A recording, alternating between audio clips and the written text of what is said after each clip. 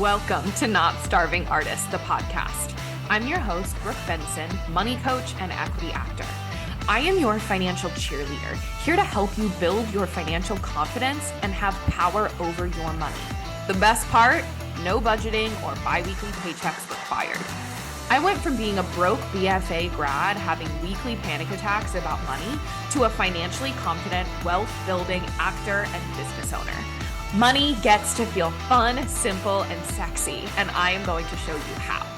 Hi, everyone. Welcome back to the podcast. Today is a very special episode because I've decided to re-air an Instagram Live that I did a little while ago. I believe it was in 2021, actually.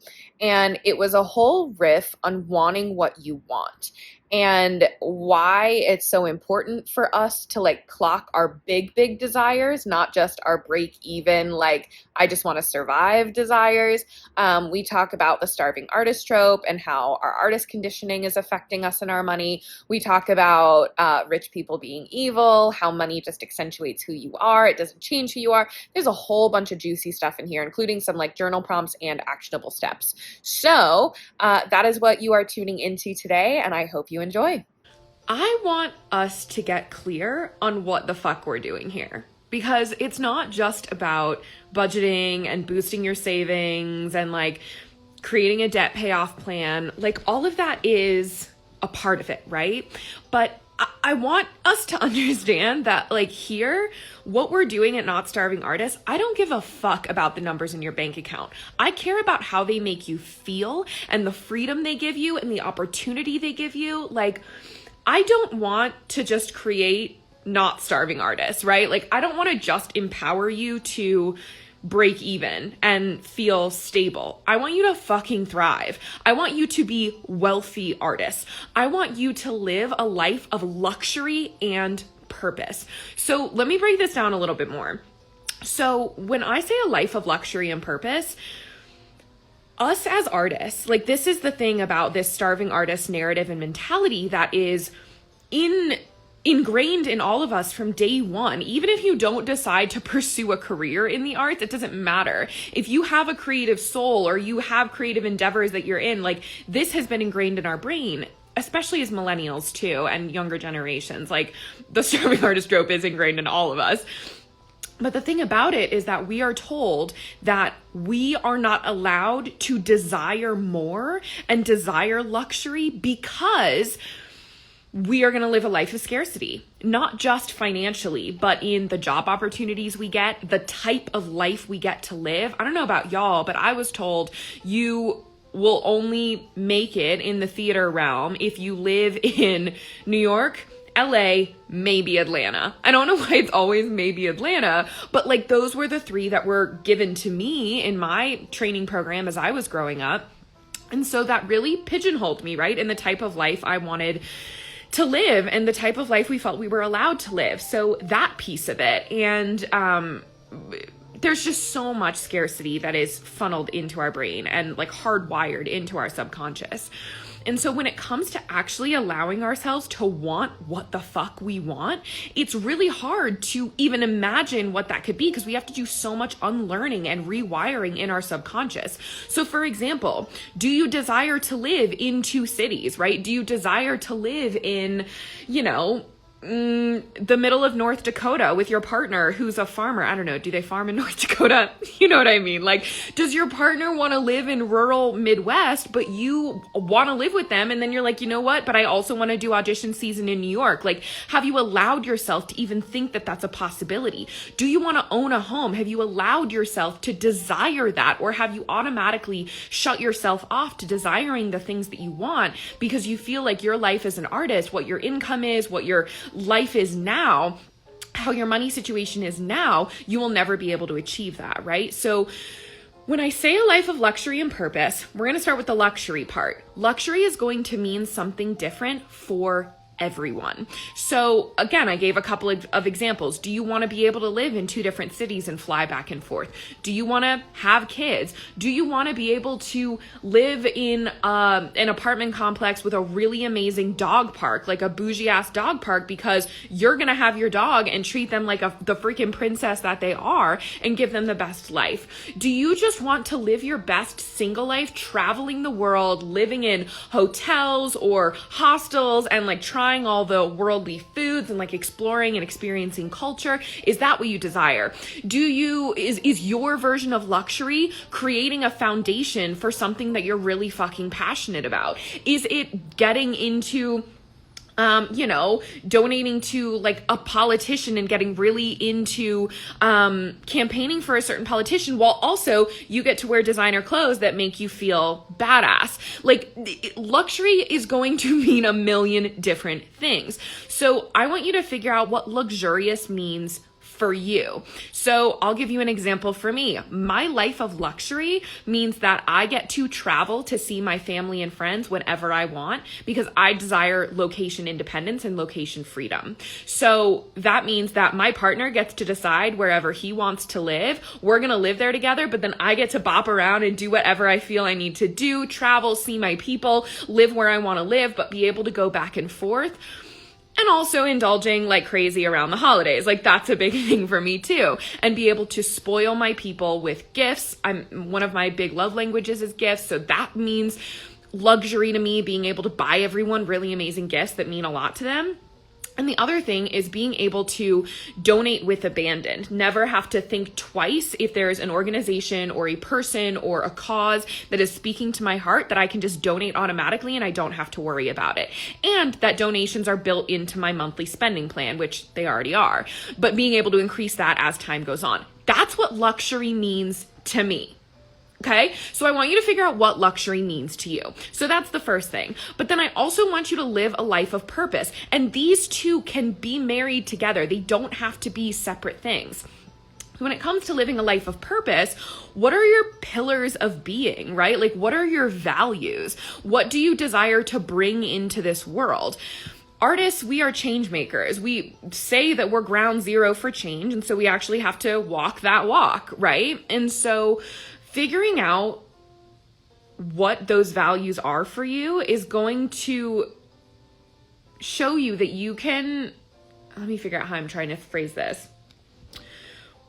You get to live a life of purpose and luxury. So if your purpose on this earth is like a very specific core set of values, fucking fantastic. So you have these pillars, and just because you have these pillars of fighting for equality, fighting to break these systems that have held so many marginalized groups down, so many women down, so many creatives down, right? If like that's your purpose, or if your purpose is to, I don't know, save all the dogs of the world, like, I don't know, whatever your purpose is, doesn't matter.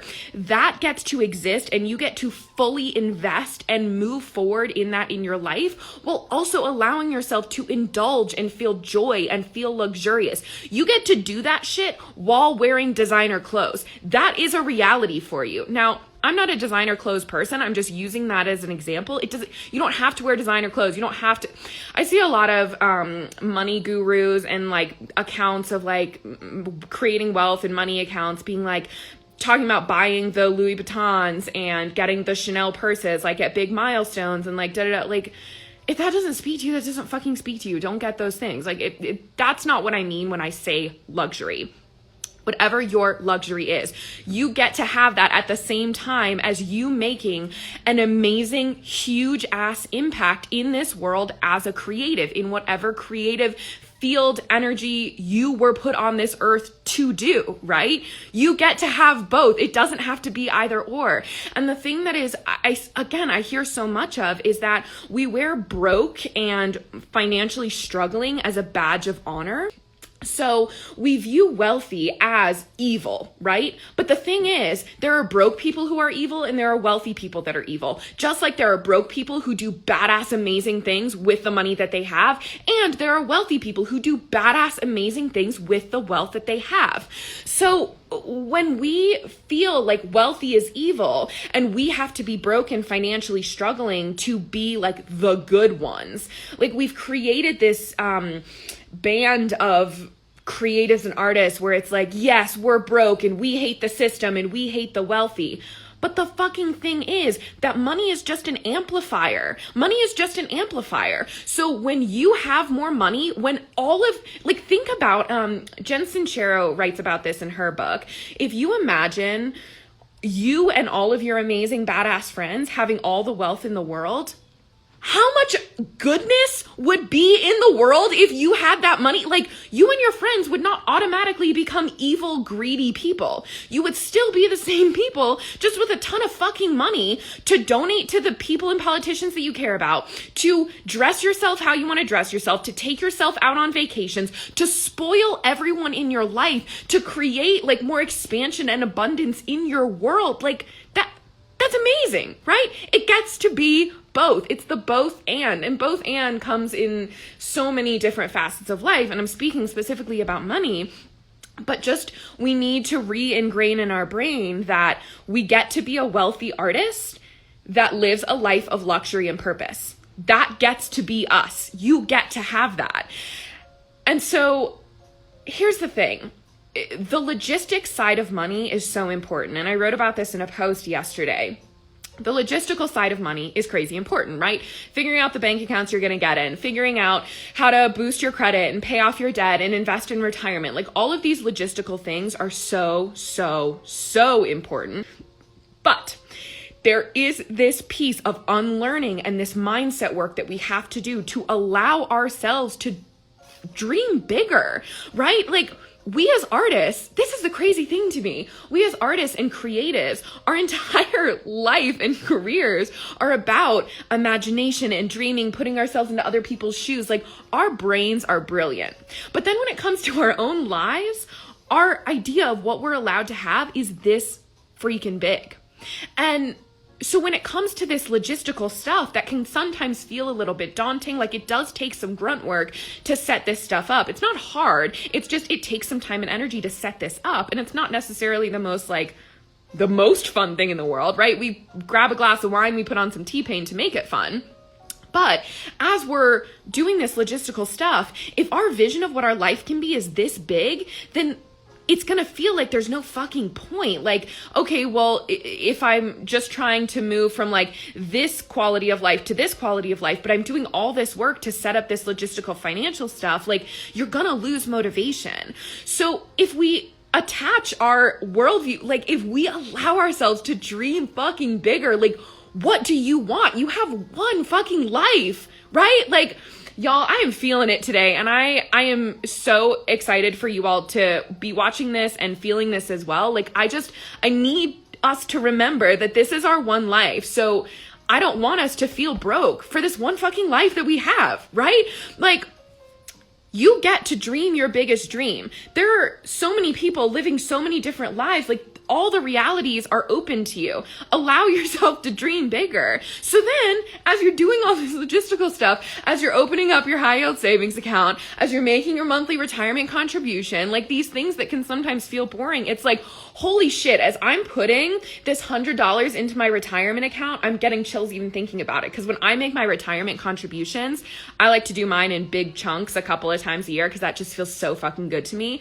As I'm doing that, I am thinking of my 55-year-old self who is traveling around the country, doing whatever the fuck she wants, being able to meet up with her friends that she's met on all of her acting contracts throughout the year. She jets off to see all of her friends in New York. Then she comes back to Colorado to be with her partner. Like, that is what I am thinking about when I am making this retirement contribution. I'm not just thinking about the calculation of, oh, if I put $100 in this month and every month I do that, I'm going to end up with this amount when I turn 55. That's boring as fuck. No, like, yes, the numbers are important.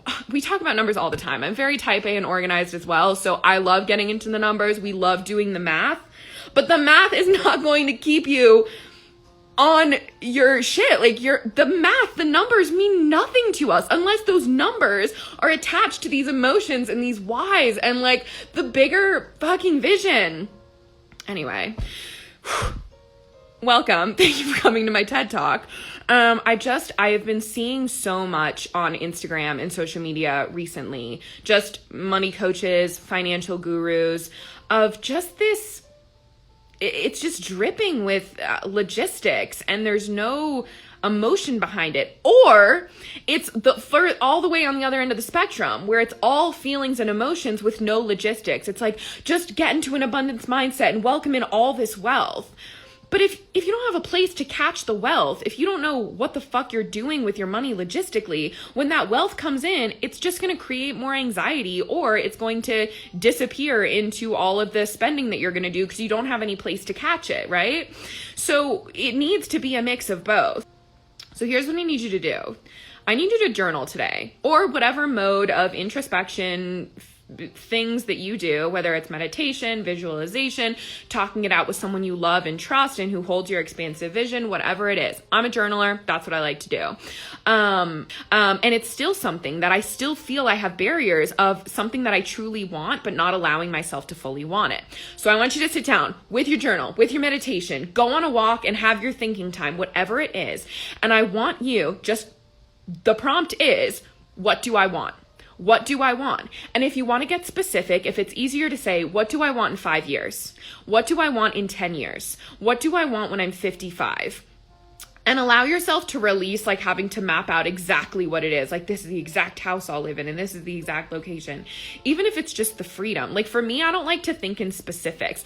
I got a little bit of commitment issues here. So when I get really specific about like what I want my future life to look like, it's actually really anxiety inducing, because I'm like, what if I don't want to live in a house in wherever, like, right? I allow myself to be like, you know what? She gets to choose where she wants to live. Here are all of the things that I could possibly want in this time. Like, you can release the idea that it has to be super specific, right? It can be vague. Like, focus on the feelings that you want to feel, and then all of the different options. And this could be very difficult. It was very difficult for me the first time that I started to allow myself and force myself to do this. But as you start to do this, like, I want this to become a continual practice for you. This is part of that money mindset work that we do. As you're having your weekly money dates, tack on a journaling session, tack on an expansive journaling session where you just allow yourself to dream about possible realities and futures for you. So sit down with your journal and just start doing it, right? Make this a routine. And as you move forward in this practice, as you continually do this, your big visions, like, it will be crazy what you allow yourself to desire and want. And as you allow yourself to desire and want these things, the thing about also attaching the logistical stuff to it is that when you understand your logistical money management, like, you have the literal tools to make this reality a possibility. There's an energetic piece to this too, of like allowing yourself to receive it, right? Like, that's a part of it too. We've got this mental, energetic, woohoo part of it. But then we've also got the logistics of like, okay, if this is something that I actually want, what do I actually need to get there? How far away am I logistically, money-wise, from allowing myself to have that? What is the income I need to be bringing in? Logistically, what is the monthly income I need to be bringing in order to make this specific thing a reality? And then your mind can see like, okay, I need an extra $2,000 a month to have this specific thing that I want. Okay, great. So now you know the logistical side of it, and your brain will start to tune in. Like, what we focus on is what we're going to see, right? So if you're focused on, okay, I need $2,000 extra a month, now your brain is going to start to look for opportunities and things and jobs or whatever to make that $2,000 a month. Also, now that you have that number in your head, energetically, you are calling in $2,000 extra dollars a month. So like, things start to line up, but you have to know the logistics. You can't just say, I want more because I want more. Yeah, we all want more money in the hands of women, creatives, marginalized groups, everyone, good-hearted people, more money, more money, more money. Yes, of course. But we need to get specific on what that money is for. Like, hold the specific vision, because otherwise you don't know what the fuck you want more money for. More money for the sake of more money doesn't mean anything. Money just is, like, money is neutral. We need to attach it to the good things in order to bring it in and logistically have the motivation to make sure that it happens. So get your journal out every week on your money date. which if you don't have money dates yet, start having money dates.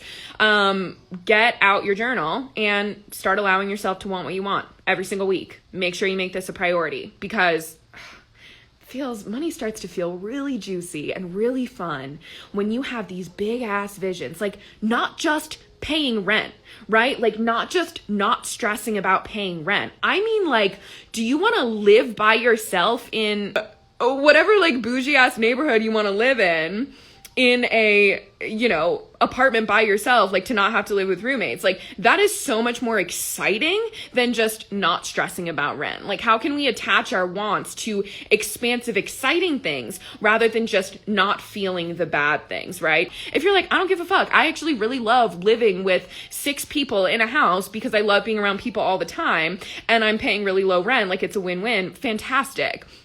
Figure out what you want what you want. Allow yourself to want what you want. Like, did you just tell yourself that you love living with 6 people in a house because it's low rent? Or do you actually fucking love that, right? Want what you want. Have your money dates. Get in the trenches with your money. Start to feel good about your money. I want you to have a really amazing relationship with money come 2022. Life is too fucking short. We literally lived in a goddamn pandemic. We're still living in a freaking pandemic. Like, that's crazy. Like, yeah, there is no room to not feel good about your money and what you're bringing in and what you're having. Life is way too freaking short. And come 2022, like, I feel like annoying saying this, but like we always say like, oh, 2020 is our year, 2021, 2022 is our year, right? We always say that. But I want you to start feeling good about your money now. Like, I want you to have an amazing relationship with your money now. Your income does not need to change to feel good about your money, your relationship with money. There are tangible things you can do right now. Like, y'all, even if you don't even touch your money, even if you don't even pull up your bank account to look at your number and you start working on this like journaling money mindset stuff, your relationship with money will start to change. The logistical side of money is going to help you with your money mindset and your relationship with money, because as you start splitting up your savings, like you start feeling less guilt about spending savings on travel versus savings on your emergency fund versus when it's all lumped together. Like when you start tracking your spending and creating spending plans, you're getting more mindful and aligned with your spending and your values. Like all of these things, the logistical stuff, help you in your money mindset. But like just doing 1 or 2 things like that, it's going to help improve your relationship with money. And especially with the way the theater industry is going and just creative industries in general, we all need to feel empowered in our money, because when we feel empowered in our money, we have more power to say no. And when we all stop feeling like we are at the whim of these industries and just like, oh, whatever jobs are available, or like, I'm so grateful to have this job or get this gig, like pay me whatever, because I'm just so happy. Like when we get out of that energy and we're like, we know what we're doing, we have a degree in our fucking craft, we are working on our craft, we deserve to be paid this amount of money, you're not gonna value me? No. You're doing a shitty Ken Ludwig play that demeans women on stage? Fuck no, right? Like when we collectively are there, like the trajectory of our industries, like the collective energy gets to move forward in a way that actually benefits society, right? Want what you want, get out your journal, allow yourself to want what you want. I'm off my rant today. Thanks so much for tuning in. Come join me on Instagram for more on how to build a simple, sexy relationship with your money. My Instagram handle is @NotStarvingArtists. And if you want to dive deeper with me, head to the show notes to learn more about one-on-one coaching. If you love this episode, subscribe, leave a review, and share it with a friend that you want to get rich with.